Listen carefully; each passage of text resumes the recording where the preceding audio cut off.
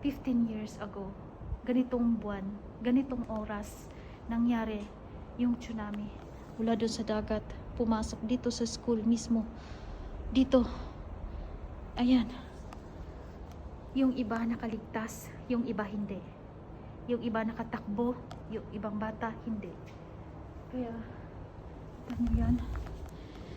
Alam nyo, yung mga ganitong history, yung ganitong mga video dapat panoorin. Hindi yung puro na lang walang kabuluhan yung mga pinapanood ng ibang, lalo na sa mga Pinoy. Hindi naman lahat, ano. Pero kadalasan, yung mga pinapanood nyo na lang ay yung mga naguhubad, tumatay sa Facebook, umiihi. Alam mo yun, yung mga ganun.